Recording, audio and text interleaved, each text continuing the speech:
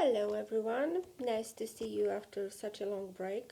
I have not done any videos since the last 2 weeks because there was Easter. And today I'm going to give you the last episode of my Downton reviews, and today we are going to talk about the last season of Downton Abbey, which is of course season 6. My general opinion about season 6 is that it's much better than season 4 and season 5 because, as I told you before, I think that the show had a little upside down, and season 4 and 5 are the worst one in my opinions.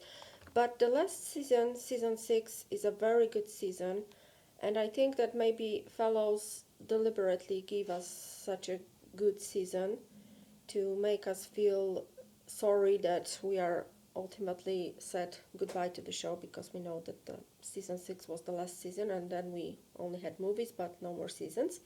So today I will tell you my opinions about season 6, and as always I will go through episodes from 1 to the last one.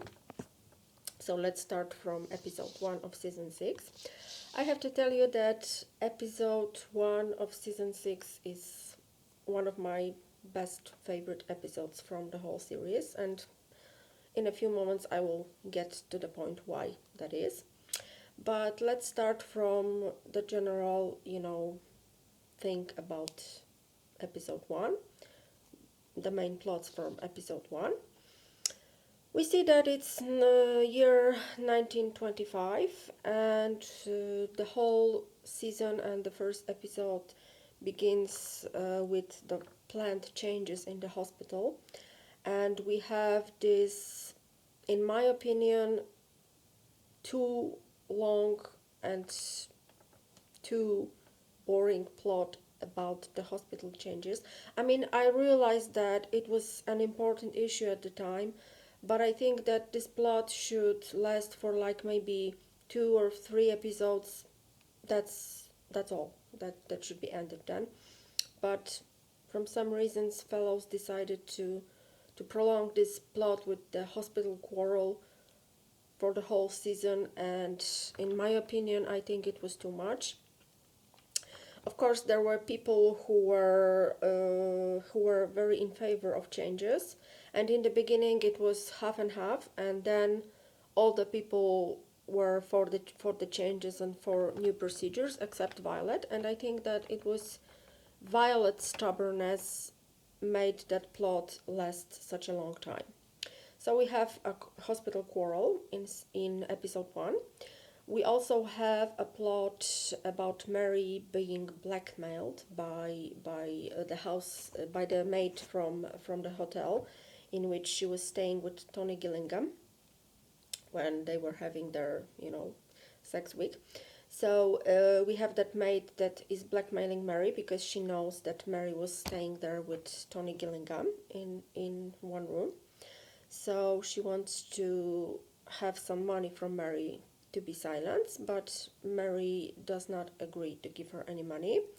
And in the end, she's showing up at Downton and she's telling Robert all the story, and Robert gives her some money, but not a lot. But he finds out that Mary was spending the week in the hotel with Gillingham, and he's not very happy about it.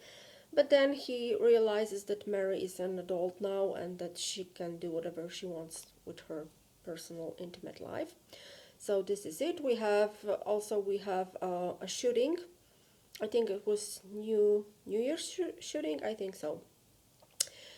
And we have the final solution of the Bates problem, because that Anna and Bates were both involved in this case of Mr. Green's death. They were both suspects at one time, and Anna was even in prison for some time. But Sergeant Willis, who I'm always laughing that he got the role for the whole season, so all the time some Downton character had to have legal problems, so Sergeant Willis could appear in every episode. So he appears in episode 1 of season 6 to tell Anna and Bates that they finally found the person who killed Mr. Green, and that they are free, and that the whole legal business is finished. So everyone is happy. They have a big party downstairs with music and of course alcohol. But the reason why episode 1 of season 6 is my absolute, favorite episode is the whole plot that I really love. Is the plot about Mrs. Hughes preparing for her marriage to Mr. Carson, because as you know, by the end of season 5 Mr. Carson proposed to Mrs. Hughes and she accepted. And in the beginning of the episode we see her talking to Mrs. Patmore about her future marital duties. She's being very shy about it. She doesn't know what to expect. She doesn't know if Mr. Carson expects them to have a full marriage, with sex involved. And Mrs. Patmore is trying to console her in her own funny way. And then Mrs. Hughes asks Mrs. Patmore to talk about it with Mr. Carson because she feels too shy to do it herself. So she asks her very good friend to do it, and Mrs. P is very embarrassed. And we have that very funny conversation. I'm laughing now thinking about it because that was a beautiful plot, I think, because I don't agree with the opinion that, older people should forget about love and sex. No, they have the same right to that as every other person has. So I think that it was a very good plot. And of course, when Mrs. Patmore is talking to Mr. Carson, they don't get to the point right away because Mrs. Patmore is so embarrassed that she's trying to ask him different things, but not the thing that she was being asked to ask him. So that's a very funny conversation. And by the end of this conversation, we find out that indeed Mr. Carson wants a full marriage with Mrs. Hughes, and Mrs. Patmore tells that to Mrs. Hughes. And Carson, and the last conversation of the episode is between Carson and Mrs. Hughes, when he thinks he's devastated because he thinks that Mrs. Hughes, knowing that he wants a full marriage, she doesn't want to go with the wedding anymore, and he's very sad about it. But she ultimately tells him that she decided to have this full marriage with him, and just to seal the deal, they have their first kiss, and it's wonderful. I love this scene, and I will always repeat it. I know that some of the people don't want to listen to that anymore, but I will keep on repeating that anyway. I think that there wasn't enough tender scenes between Carson and Mrs. Hughes. When they finally got married in season 6, I was expecting more tender scenes between them, not cooking quarrels and Carson nagging about everything, because Jim Carter and Phyllis Logan, they have the best chemistry in the world, and I'm going to stick to my opinion. There isn't any other pair of actors who have such wonderful, fantastic chemistry, and I'm very surprised that other directors are not thinking about using them to make some beautiful romantic movie with them as a pair, because they are fantastic at it. So this kiss between Carson and Mrs. Hughes at the end of episode 1 of season 6 is just fantastic, and I absolutely adore it, and this is my absolute favorite scene in whole Downton Abbey. I'm not going to tell you how many times I've watched this scene, but believe me, it was a lot. Okay, I can talk about it for an hour, so let's move on to episode 2. Episode 2 is great also because we have the whole preparation for the Carson and Hughes wedding. And again, we have a quarrel between Carson and Elsie, because Carson, backed by Lady Mary, thinks that he should get married in Downton as he's serving there for 50 or more years. And Elsie is against the idea because she doesn't want to feel like a servant on her wedding day, and I fully understand her. So she wants to make a party in a school or some other building just not at the Abbey, because she wants her wedding to be her day.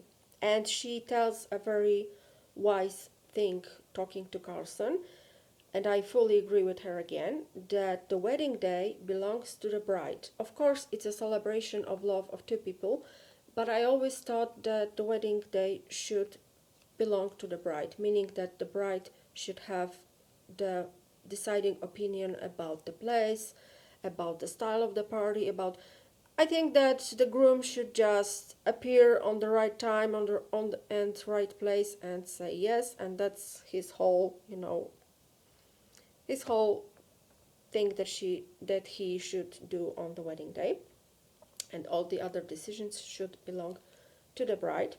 And I was very glad that ultimately Elsie, forced her idea, and the wedding was just as she wanted.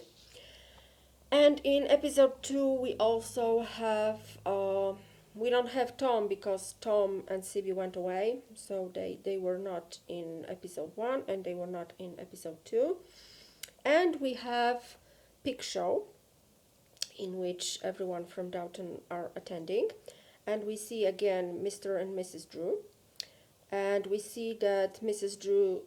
Drew's obsession with Marigold has not ended, and unfortunately, during the Pig Show, using the moment where nobody was watching, Mrs. Drew is taking Marigold, and she's taking her with her car, and she drives her into the cottage where she used to take care of her. And there is a moment of very big confusion because they don't know where Marigold disappeared, and everyone is looking for her. And Mr. Drew, he's beginning to have an idea that his wife took Marigold, and they go to the farm and they take Marigold away. And we see that Mrs. Drew is on the verge of a nervous breakdown. And as a result, Robert decides that the Drews should leave the farm. And I think that it was the best possible idea because Mrs. Drew was not able to, to calm herself down to try to fight with her sick obsession about Marigold. And I think that it was the best solution. People are often saying that oh, the Drews lost their farm because of Edith. No, the Drews lost their farm because Mrs. Drew was obsessed and unstable woman. It was not like Marigold was her only child. She had 3 children of her own. She only had Marigold in the farm for like a year. So her really sick obsession about this child could only be curable if they moved away where she could no longer be a part of life of this little girl. So I think that in the end it was the best solution for them to leave Downton and try to rebuild their life somewhere else, maybe have another child of their own, which would help Mrs. Drew to get back to her balance. And then we have again one of my favorite episodes, episode 3, because this is the episode of the wedding of Carson and Mrs. Hughes. So we see a lot of, again a lot of preparations, but there is also one more scene in episode 3 that I like very much, and it concerns Thomas, because in the beginning of season 6 we find out that Robert tells Violet that the costs of living are increasing all the time, and that they have to get rid of some of the stuff because they have too much stuff. So Thomas, because he's just an under butler, and this is the position which is no longer necessary, he is somehow forced to look for the new job, so he starts to look for a new job. And there is a scene where he goes to the job interview in episode 3 to this old man who lives alone in a very big castle, and he lost all his family. His wife is dead, his sons were killed during the war, and he lives there all alone in this big house with only his memories, and he's totally stuck up in the past, and He thinks that the good days will return. I found this scene very sad from many different reasons, and I'm not going to tell you why now because no, it's not my psychotherapy, but I find this scene very touching, and I'm very sad for this person. Of course, Thomas doesn't take the job because he wanted to work in a house which would be a little more like Downton. And this place, I'm just looking at the window because there is a storm coming, so I'm looking to check if it's already there, but it's not. So Thomas is not taking this job. And we have again a lot of different adventures with Carson and Mrs. Hughes' wedding. Ultimately, everything goes well, and there's a beautiful wedding in the church, and there's a beautiful ceremony in the school, just like Mrs. Hughes wanted it. And there's a great conversation where Cora asks Mrs. Hughes upstairs, and Mrs. Hughes explains to the family, mostly Mary, who, again, as always, was trying to push her opinion about the Carson and Mrs. Hughes wedding, like it was her wedding. I would like to see what would happen if Mrs. Hughes would try to tell Mary what her wedding was supposed to look like. Oh my God, that would be something. But Mrs. Hughes forces her opinion about the wedding, and ultimately it takes place in the school. It's a beautiful, beautiful party. I love every moment of it, especially the little toast that Carson makes during the party, telling people how lucky he is to have such a great woman. And of course that's true, because Mrs. Hughes is a true gem of Downton Abbey. And by the end of episode we have one more happy event, as Tom and Sibby are coming back from United States to stay in Downton forever. I might have a little bit different opinion because most of you like this scene. I think that it was a little bit of stealing the thunder of the Carsons for their moment, for their wedding party. But then again, I'm not objective, because if I was the decision person making the whole show would be just about the Carsons, because I absolutely adore them. But Tom and Sibby are coming back, and generally everyone is happy. Then we have episode 4. Episode 4 is not my favorite because the Carsons are on their honeymoon and we don't get to see a lot of them. And I'm still mad at Fellows for not showing us a single scene from the Carsons' honeymoon. I was so looking, when I was watching Downton Abbey for the first time, I was hoping to see some beautiful honeymoon scenes of the Carsons, but we didn't get any. Instead, we have an interesting plot where Rosamund is visiting Downton, and she's bringing Mr. Harding and his wife, which turns out to be Gwen, who used to be housemaid in Downton. And she doesn't tell the family that she used to work there in the beginning. I still don't understand why. It looks like she was ashamed of that. There's a very nice conversation between Gwen and Isabel about how women's careers begin to, I don't know, develop after World War One, where women started to be active in some professions. So that's a very interesting conversation. And then Thomas embarrasses Gwen by revealing to everyone that Gwen used to work there as a housemaid. So this is like the main plot of episode 4. And then we have, by the end of episode, sorry, I forgot about one more thing. In the beginning of season 6, Anna has a problem with getting pregnant. I mean, she's getting pregnant, but she can't hold the pregnancy. She's having one miscarriage after another. And Mary can also be nice sometimes. She's taking her to London to her gynecologist, and the gynecologist finds the problem, but I don't even know how to describe it, so I'm not going to get into details. But he's doing a little procedure to Anna, and as a result of the procedure, Anna can get pregnant, and she, by the end of episode 4, if I remember correctly, yes, by the end of episode 4, we find out that this procedure was done on Anna, and she's now happily pregnant. And of course, the Carsons are coming back from the honeymoon, and again there is a small party in downstairs. So this is a fun episode too. And then we have episode 5, and the main plot of episode 5 remains, the whole quarrel about the future of the hospital. And Violet acts a little bit like Machiavelli, and she decides to invite the health minister, not the prime minister, is prime minister, the health minister Neve Chamberlain, because she knows him and his wife from the times when they were young.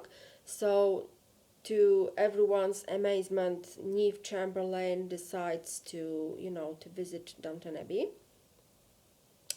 And we have this whole plot of Robert and the birth of his ulcer, which is a terrible scene. This is the only scene in the whole show that I'm not able to look at, because when the moment where his ulcer burst and there's blood everywhere, I can't watch this scene. I have a huge problem with looking at blood, so this is a terrible scene for me, and I'm not able to watch it. And Mary she listens to the conversation between Violet and Cora, and she begins to suspect that Marigold is a real child of Edith, not the adopted one, as she was earlier told. So this is the main plot of episode 5. I'm looking at my notes just to... Oh, there's also Thomas and Andy plot, where Andy tells Thomas that he doesn't know how to read, and Thomas, wanting to help him, he starts to teach him how to read. And then we have the next episode. Episode 6 is a great episode. Robert is already at home. He's like a convalescent now. And we have a very good idea of opening the house. It's for the hospital purposes. They want to collect money for the hospital. And they decide to open the house for one day for the public, so everyone could see Downton Abbey, how it looks like inside. And there's Bertie coming to visit Edith, and he gives them some useful advices about it. And there are many, many, many funny situations connected with that.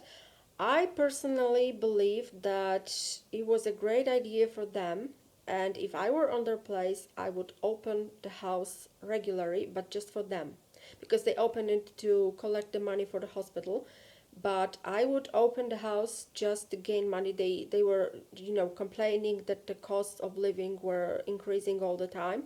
But when Tom gave them the idea to open the house just for them, Robert was, so outraged. How can you do that? It's our private house. I mean, if you could just, earn money to show someone your house, I would do it without thinking, but that's me. So there are a lot of funny situations in this episode, because unfortunately the family, the Crowleys, they have absolutely no idea about the history of the house. And again, I find it very weird, because I know the history of almost every object in my house. So for me, it's unthinkable. Of course, I don't have such big house like Downton Abbey. I have a big house, but not a castle like Downton Abbey. But I cannot imagine living my whole life in the house not knowing anything about its history. So I find it very funny. And there was a very nice scene where I noticed it during my, 20th viewing, that when the people were walking and asking questions to the family and nobody knew anything, Mr. Mosley was the only one who knew how to answer the questions which people were asking, but he was too shy, just to cut in and just to let them know that he knew the answer to the questions. So that's episode 6. Episode 7 is not my favorite, because it's the whole episode about the Brooklands race. There's a lot of Henry, and I'm not a fan of Henry, mostly because, from some reason I I just don't like Matthew Goody. So I don't like Henry too. I'm deadly bored watching all these car races, and it takes about half of episode to watch it. And there's his friend Charlie Rogers. There are a lot of men in the Abbey called Charles. So Charlie Rogers is, being killed during the race, and Mary decides to break with Henry because she doesn't want to be the crash widow again. And there is the dinner in Rosamond's house where everyone is just acting like they, lost someone dear to them.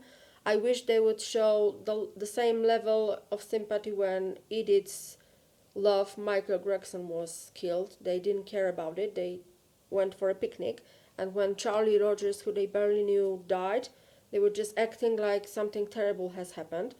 I'm sorry, but I think that race car drivers, if they are dead on the race car during race car drives, it's their own fault. I don't feel sorry for them. I always say that if someone is looking for that, they're gonna find it. So I feel no sympathy for that, and if I were on their place, I would not be so devastated about it. Maybe I'm a bitch, maybe I don't have good feelings about something like that, but I just cannot feel the sympathy for people who are risking their lives without any reason. So this is my take on that. And the rest of the servants are having a picnic. Daisy is taking her exams. And we have a very funny plot because, as I told you before, Carson is nagging all the time from the beginning of his marriage with Mrs. Hughes instead of being a happy, newly wedded husband, enjoying all, the sweet moments with his wife. He's nagging about her cooking, and finally she and Mrs. Patmore decide to give him a lesson. And Mrs. Hughes is pretending to, strain her wrist. She's taking a bandage at her wrist, and she pretends that she can't cook tonight. So Carson has to cook, and this is a great scene. I'm having a good laugh watching this scene, because he finds out how much time and effort it takes to cook a meal after a hard day of work. And as a result, he falls asleep by the table because he's so exhausted after preparing a meal. And I think that this has toned down his nagging a bit about her cooking. And then we have episode 8. Episode 8 is so loaded with events that I don't even know where to start from, because, basically the whole episode starts with the news that Bertie's cousin, Marquis of Hexham, is dying in Tangier. And we find out unexpectedly, because it was never mentioned before, nobody knew about it, that Bertie was the heir of Brancaster Castle. And when his cousin died, he was the new Marquis of Hexham. And we have that great scene that I absolutely love, where Edith tells the whole family that Bertie is the new Marquis of Hexham. And Mary is crazy from anger, from bitterness, from jealousy. She's not able to hide her annoyance coming from the fact that soon Edith will outrank her, because Mary always thought that she should get the best man, the most rich man, the most aristocratic man, and Edith should just get, and there we have Mary with her car driver, and then we have Bertie, who is the new Marquis of Hexham. So Mary's furious about it. And then we have a lot of plots in this episode. We have Mrs. Patmore and her B&B problems, the House of Ill Repute, Sergeant Willis is coming back there again, and Robert and Cora and Rosamond decide to help Mrs. Patmore. We have Henry, who is coming to Downton trying to get Mary back. We have Bertie, who is coming also to Downton on the way to Tangiers, and they are both, Bertie wants to propose to Edith, but Edith is a little adamant because she still hasn't told him that Marigold is her real daughter, so she's afraid of that. And then she finally agrees, and she tells the family that she intends to marry Bertie. And she is telling that to everyone except Robert, because he's leaving the room. And Mary decides to ruin her happiness. So okay, I agree that Edith was poking her a bit by the breakfast, but that was not an excuse to do what Mary has done. And Mary has told Bertie that Marigold is Edith's daughter. And Bertie was in such shock that he decided just, to end things with Edith. And then we have a quarrel between Mary and Edith, long overdue if you ask me, because from many years Mary was humiliating Edith publicly in the presence of other people, telling awful things to her, and Edith was always sitting quiet, listening to Mary's tirades and never saying a word. If Mary was my sister, oh my god, I would reply so hard, I would humiliate her so hard in the presence of others that she would not even think of trying to start another quarrel with me. But I'm not Edith, even though we are very alike with our characters. So as a result, Edith decides to leave Downton. She's taking Marigold and she goes to London. Then we have another great conversation where Tom tells Mary that she's a bully and a coward, which is all true. Mary tries to play innocent, that she didn't know that Bertie didn't know about Marigold. Yeah, right, who's gonna believe that? And on top of that, we have Thomas trying to kill himself because he doesn't see any point of living. But fortunately, he's being rescued because, he has to leave Downton. He feels alone, and this whole thing is too much for him. But he's being rescued, so everything ends well. And then we have Henry coming back. No, Violet is coming back from her south of France, and she's giving Mary a conversation. She asks her to patch things with her sister, and she tells her that she should marry Henry. And Mary, calls Henry, and he comes to Downton, and the whole episode ends with Mary and Henry wedding. And then we have the last episode 9 and 10 combined. And in the beginning of the episode, Mary finally, after a long time, she should have done this much earlier, she decides to help Edith and Bertie, who are still on a break. And she contacts Bertie, and Bertie and Edith meet at Ritz. And after, a conversation, they decide to get married after all. So we have, the announcement that Edith is going to get married to Bertie. So everything ends well, and all the plots are being, closed beautifully. Daisy and Andy are, thinking about having a relationship. We have a hint that Mrs. Patmore and Mr. Mason, that there will be something between them too. We have Rose and Atticus coming to Edith's wedding. We find out that Isabel and Dickie, after a long, adventurous engagement thing, they finally get married too. So every plot is being, beautifully closed down to end the series. We also have Violet telling Cora that she finally decides to give up the quarrel about the hospital, that Cora is, because Cora is now the head of the hospital board, and Violet finally tells Cora that it's her kingdom now, that she is the one who's ruling there. Henry and Tom are starting new car business. We find out that Mary is pregnant. Edith has a beautiful wedding. I loved Edith's second wedding. Her beautiful lace wedding lace dress was exquisite. I loved it. So the whole episode is like a one big, saying goodbye to all the characters, and everyone is happy, everyone is in good place. That's how it should be. So that's how the whole, we have the last episode, we know that it's the end. We are very sad about it. I think that we all feel the same watching the last episode, that we are very sad that it's the end. But then again, we can always start again from episode 1, season 1. So that's it for me, guys. This is the last episode of my Downton Abbey season reviews.